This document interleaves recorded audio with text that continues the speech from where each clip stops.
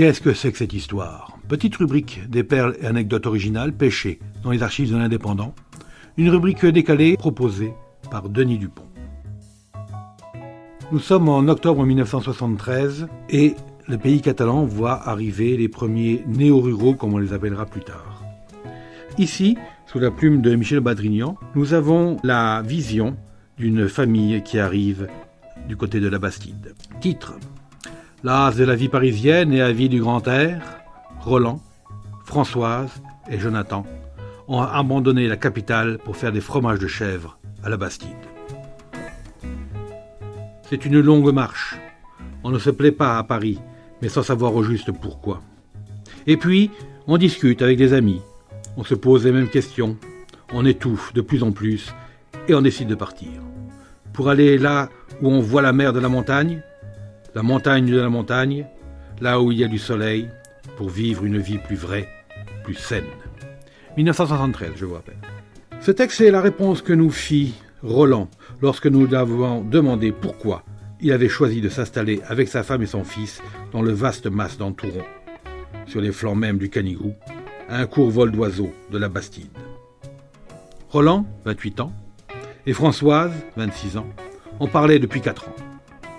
Ce ne furent ni les 6500 francs par mois qu'ils gagnaient dans leur emploi respectif, inspecteur commercial et secrétaire de direction, ni la naissance de Jonathan qui les empêcherait, un beau matin, de prendre leur fourgon Ford et de descendre dans le sud pour chercher un autre cadre à leur foyer, un autre décor à leur vie active. Ils voulaient voir la mer. Aujourd'hui, ils la voient depuis l'un des plus beaux sites du pays catalan, des contreforts de notre montagne, au fond de la sereine vallée de la Bastide. Ils ne tenaient pas à passer par une agence et, 2 ou 3 mois durant, ils interrogèrent les paysans audois et catalans. Ils furent pourtant contraints d'utiliser le service d'un intermédiaire. Le mas d'Antouron était en vente 10 millions d'anciens francs. Roland et Françoise en possédaient déjà 7. L'affaire fut donc conclue sans problème. Restait à rendre viable le domaine.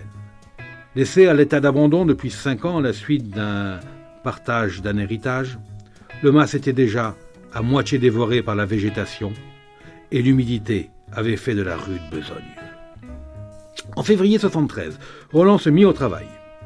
Il descendit de Paris avec Jonathan, alors âgé d'1 an à peine, tandis que Françoise restait dans la capitale, conservant pour quelque temps encore son emploi.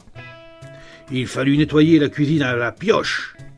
C'est dire la dureté de la tâche qui fut celle de ce Parisien, de cet intellectuel qui n'avait jamais rien su des choses de la campagne. Pendant 3 mois, il sua sang et eau, 12 heures par jour, sous les regards sceptiques, pour ne pas dire moqueurs, des paysans du secteur. Ces mêmes paysans qui ont aujourd'hui donné leur amitié à cette jeune famille et qui ont exprimé leur admiration devant le travail accompli. C'est qu'il a changé d'allure, le mas d'Antouron. Il a changé d'allure et de raison sociale. Roland, en effet, avait une idée derrière la tête, en achetant les 4 hectares de cette propriété.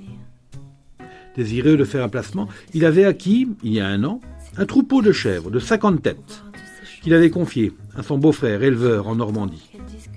Roland, lui, fort de ce cheptel, décida d'en faire des fromages. Et avant de venir au mas d'Antouron, il étudia à fond la question.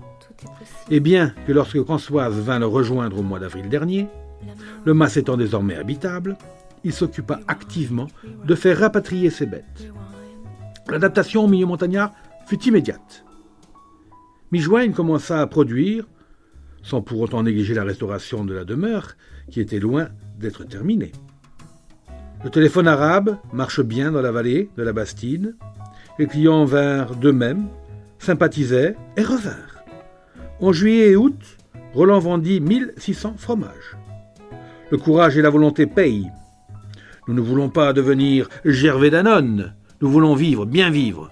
Des tomes au mas d'Antouron sont faites comme autrefois. Jamais une machine n'entrera à la maison. La famille ne veut pas pour autant rompre avec le XXe siècle. Aujourd'hui, ils sont à Perpignan pour choisir un appareil de chauffage. L'hiver sera rude là-bas. C'est un nouveau défi qu'il faudra relever. Comme ceux qu'avait relevé Roland en février, les pièces puantes et les fenêtres sans carreaux du mas. Jonathan vient de se lever. Pas pour aller à l'école, il est encore trop petit. Un copieux biberon lui a fait monter le rouge aux joues et déjà il respire l'air de la vallée. Déjà il trébuche sur les chemins empierrés, celui des chèvres, celui de Roland et de Françoise. Déjà ses petits souliers sont tout crottés. Tiens bon, Jonathan, tes parents n'ont pas choisi la voie de la facilité, mais c'est toi qui cueilleras les fruits de leur sacrifice. Toi qui les cueilles déjà. Et c'est signé Michel Batrignon.